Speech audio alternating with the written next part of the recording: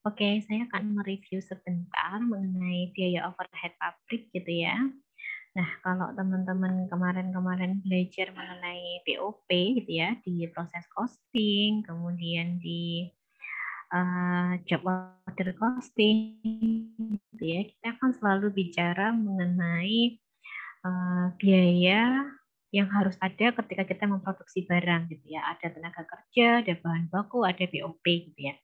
Kalau kita bicara BOP pasti kita akan bicara tentang tarifnya, besarnya, kemudian ada BOP yang sesungguhnya, aktualisasi, kemudian ada yang alokasi. Nah, simpelnya apa sih itu BOP gitu ya? Jadi BOP ini juga salah satu unsur biaya gitu ya, yang harus ada ketika kita melakukan proses produksi selain bahan baku dan tenaga kerja. Nah, BOP itu sendiri biasanya itu dibagi menjadi dua, ada BOP tetap, ada BOP variabel. Nah, jadi BOP ini pun juga biaya yang melekat pada suatu produk ketika kita melakukan proses produksi, intinya seperti itu. Di luar tenaga kerja dan bahan baku. Jadi bisa dimaksud misalnya bahan penolong. Tanpa adanya bahan penolong, kita nggak bisa memproduksi barang tersebut, misalnya seperti itu. Contoh lainnya adalah tenaga kerja tidak langsung, misalnya. Apa contohnya tenaga kerja tidak langsung? Ya banyak gitu ya. Misalnya yang menggunakan upah harian. Misalnya hanya untuk packagingnya saja, tidak melalui proses produksi. Tapi setelah selesai, kita package, kita kemas. Nah, tugas pengemasan ini itu juga bisa disebut sebagai tenaga kerja tidak langsung.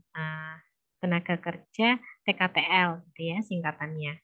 Nah, kalau kita bicara mengenai BOP, kemudian kita bicara mengenai BOP variabel maupun BOP tetap, kita bisa lihat tabel ini ya, apa namanya grafik gitu ya. Di sini kuantitasnya tetap sama, gitu ya. Kuantitasnya ada di angka 10.000, 20.000, 30.000 gitu ya. Nah, ini di sini 20, 10, 30.000 ini ketika kita membutuhkan BOP pada tahap biaya tetap gitu ya. Nah, itu berarti semuanya sama. Jadi mau memproduksi 10.000, 20.000, 30.000, kita tetap hanya membutuhkan biaya variabel sebesar 20 juta. Tapi akan berbeda halnya ketika kita menggunakan BOP yang variabel gitu ya, sesuai kebutuhannya misalnya. Itu nanti berarti semakin banyak BOP-nya, semakin banyak produk yang diproduksi gitu ya, biasanya itu BOP-nya juga akan semakin tinggi.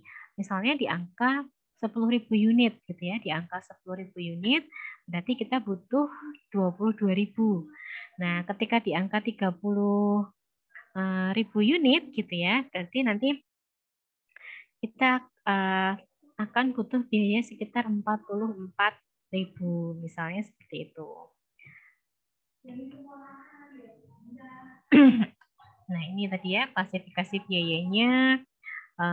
Kita nanti akan tahu kalau misalnya mau proses produksi itu ada bahan baku langsung, tidak langsung, kemudian ada BOP-nya. Nah, BOP ini untuk overhead ini kita ada ini ya, ada bahan baku tidak langsung, bahan menolong, tenaga kerja nggak langsung, atau biaya-biaya yang sifatnya tidak langsung gitu ya, yang intinya tidak langsung. Nah, kalau kita bicara mengenai BOP, kita nanti juga akan bicara mengenai kapasitas pabriknya. Nah, kapasitas pabrik ini terdiri dari apa saja? Nah, teman-teman bisa lihat nanti ada yang namanya istilah kapasitas teoritis atau kapasitas ideal. Jadi idealnya itu seperti apa? Idealnya ya kondisinya sempurna gitu ya, kondisinya sempurna, nggak ada kendala, nggak ada rintangan, proses produksi berjalan lancar. Kalau yang praktis atau realistis gitu ya, biasanya dia tetap ada kendala gitu ya, baik itu secara internal. Contohnya apa? Contohnya adalah kerusakan gitu ya, kerusakan pada barangnya, misalnya seperti itu.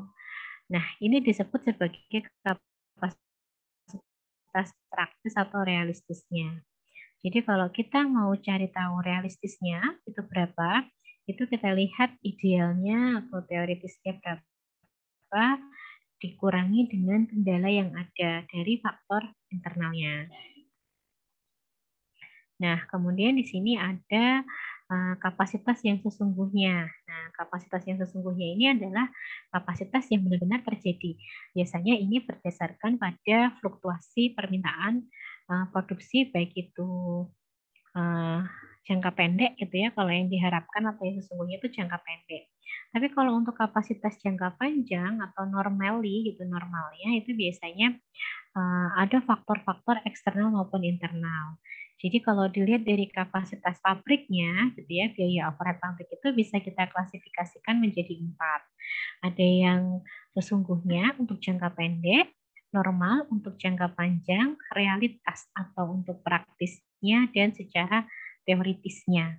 Kalau digambarkan tabelnya seperti ini. Nah, ini tabelnya. Jadi ada kapasitas teoritis, kapasitas realistis. Nah, ini berdasarkan dengan kebutuhan fisiknya, kapasitasnya. Untuk yang teoritis sama yang praktis ini dia tidak memerlukan forecasting. Jadi nggak ada forecasting sama sekali, nggak ada proyeksi, nggak ada perkiraan gitu ya. Berbeda halnya dengan yang jangka panjang maupun jangka pendek, yang sesungguhnya sama yang normal. Nah, di sini nanti keduanya mempertimbangkan demand sama supply-nya. Kemudian ada proyeksinya, ada forecastingnya. Nah, ini yang normal dan jangka pendek. Kemudian yang sangat umum terjadi gitu ya, sangat umum, teman-teman sudah hafal gitu ya. BOP itu erat banget kaitannya sama tarif gitu ya, penentuan tarif. Nah, penentuan tarif ini kita bisa lihat ada beberapa hal yang membawahi gitu ya. Jadi ada yang berdasarkan basis alokasinya. Jadi kalau kita menggunakan basis alokasi berarti ada pembebanan. Kemudian kalau kita menggunakan tarif, itu yang paling mudah, misalnya 50% dari tenaga kerja, 50% dari biaya bahan baku, gitu ya. Kemudian kita akan menentukan biaya tambahan. Jadi kalau dihitung-hitung yang paling sedikit yang mana? Nah, itu biasanya yang akan kita gunakan. Nah, yang pertama gitu ya, yang pertama ketika kita mau tahu gimana cara menghitung tarif BOP, kita harus tahu dulu taksirannya. Jadi taksiran untuk BOP-nya itu berapa, kemudian untuk kegiatan produksinya itu nanti akan menghasilkan berapa. Nah, kalau kita bicara mengenai basis alokasi pembebanan BOP gitu ya, ini kita harus tahu biaya BOP-nya, taksirannya itu berapa, sama jumlah unit yang harus diproduksi. Jadi untuk mencari tarif BOP per unit yang berdasarkan jumlah unit produksinya, itu adalah taksirannya BOP berapa dibagi dengan jumlah unitnya. Itu yang pertama. Nah, ini contohnya. Teman-teman bisa lihat. Saya hanya refresh ya, nanti teman-teman bisa lihat video yang dari kelas sebelah. Kemarin saya juga refresh di kelas sebelah. Atau mungkin dari teman-teman recordnya yang hari ini bisa, monggo. Jadi di sini ada anggaran gitu ya, anggaran BOP tahun 2018 sebesar 600 juta. Nah, kemudian jumlah produksinya diperkirakan ada 400.000 unit. Nah, jadi tarif BOP per unitnya berapa? Nah, ini tinggal dibagi aja. Jadi taksiran biaya BOP-nya 600 juta dibagi dengan jumlah produksi dalam satuan unit. Nah, ini ada 600 juta dibagi 400.000. Jadi ada 1.500 rupiah per unitnya. Itu adalah tarif BOP-nya. Nah, ini contohnya berikutnya di tabel 9.2 gitu ya, dengan beberapa jenis produk. Ada produk R, produk S, dan produk M. Nah, ini jumlah taksiran unitnya ini ada 20.000, 15.000, 20.000 gitu ya. Jadi total produknya ada 55.000 produk. Kemudian berat produk per unitnya itu ada 5 kilo, satu unit itu beratnya 5 kilo untuk yang R, 4 kilo yang S, dan 2 kilo yang M. Oke, jadi taksirannya ketika kita hitung dalam satuan kilo, taksirannya jumlahnya itu 100.000 kilo. Dari mana? Dari taksiran jumlah unitnya dikalikan dengan berat produknya per unitnya. Kalikan. Jadi ada 60.000 kilo dan 40.000 kilo. Kemudian untuk taksiran per kilo BOP-nya, gitu ya, itu ada informasi bahwa BOP taksirannya adalah 200 juta. Kemudian total jumlah barangnya itu adalah 200.000 gitu ya. Dari mana? Nah, teman-teman bisa lihat di sini ya, bisa dilihat untuk yang biayanya itu kita lihat dari 200.000 dibagi 200 juta dibagi 200.000. Jadi BOP taksiran per kilonya adalah 1.000. Nah, terus kita kalikan 100.000 dikali 1.000, 60.000 dikali 1.000, 40.000 dikali 1.000. Terus baru ketemu angka 5.000, 4.000, 2.000. Dari mana itu angkanya? Nah, ini angkanya dari 100 juta dibagi 20.000, 60 juta dibagi 15.000, 40 juta dibagi 20.000. Nah, itu. Kemudian ada yang berdasarkan pada tarif mendasarkan sama bahan baku gitu ya. Biasanya teman-teman lihat, biasanya memang ada hubungan langsung ya antara bahan baku sama BOP-nya. Nah, kita kalau mau cari persentasenya gitu ya, persentase BOP berdasarkan adanya biaya bahan baku, kita harus tahu BOP taksirannya berapa dibagi jumlah unit produk taksirannya. Contohnya deh, contohnya. Mudah ini, contohnya taksirannya 400 juta, biaya bahan baku langsung taksirannya 320 juta. Kemudian tarif BOP-nya berapa? Tinggal dibagi. Tarifnya berarti 400 juta dibagi 320 juta. Ada 125%. Jadi tarifnya 125%. 125% dari mana? Dari biaya bahan baku langsung. 125% per 100 kali 320.000.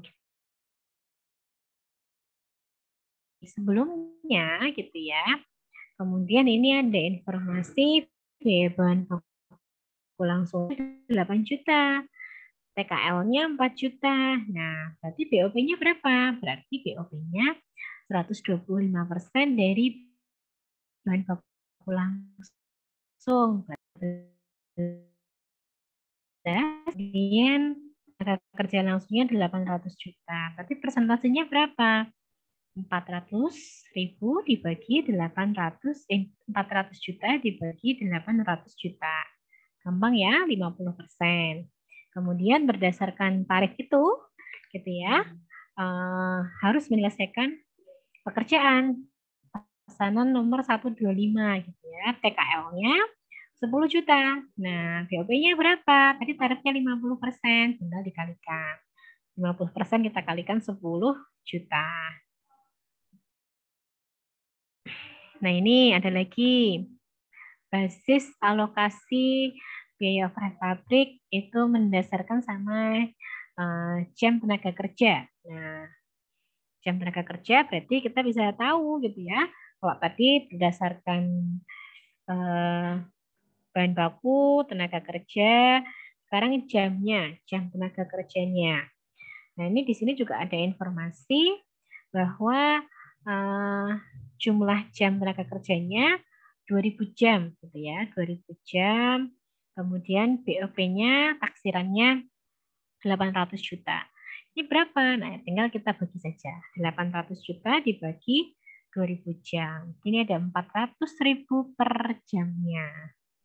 Setelah jam kerja, jam tenaga kerja, ini ada jam mesin juga ada. Jadi BOP ini dia cenderung ini ya, cenderung mendasarkan sama aktivitas produknya. Jadi bisa dari bahan bakunya, persentase bahan baku, persentase tenaga kerja, persentase jam tenaga kerja, ataupun jam mesin. Nah, ini yang terakhir adalah yang jam mesinnya. Nah, jam mesinnya di sini diceritakan BOP-nya, taksirannya adalah 200 juta. Kemudian jam mesinnya 10.000 jam. Ini tinggal dibagi saja. Nanti keluar angkanya tarifnya 20.000 jam mesin. Nah, ini jadi 1 jam mesin itu akan dikenakan pembebanan BOP sebesar 20.000.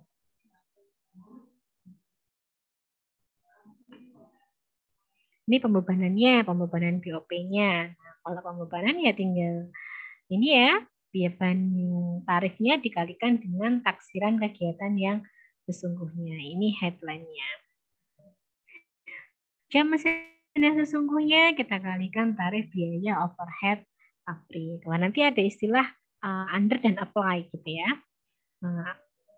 Under apply sama over gitu ya, over apply. Kalau dia lebih, nanti kita akan ini ya, kalau dia lebih nanti akan kita tutup. Kalau dia kurang, nanti akan kita tutup juga. Cara nutupnya seperti apa? Ini yang kita lakukan. Belum sampai sini ya. Nah, ini. Jadi pencatatan atas over dan under, nah itu nanti akan di sini. Ini ayat jurnalnya.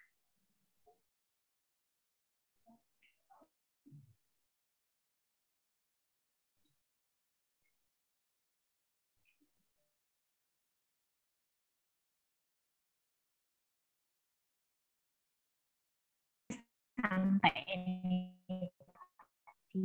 sampai tarif dari depan tadi. Ada pertanyaan? Nggak ada ya? Nggak ada. Jadi persiapkan sedini mungkin teman-teman untuk belajar, untuk menyelesaikan apa yang sudah ditempuh selama 1 semester dengan ujian UAS.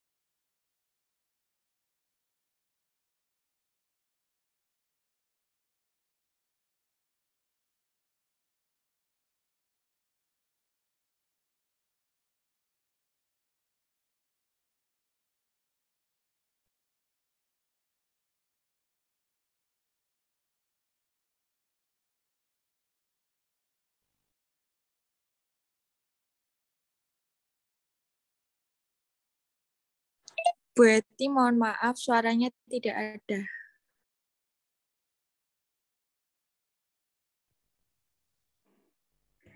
Bisa dengar nggak ya?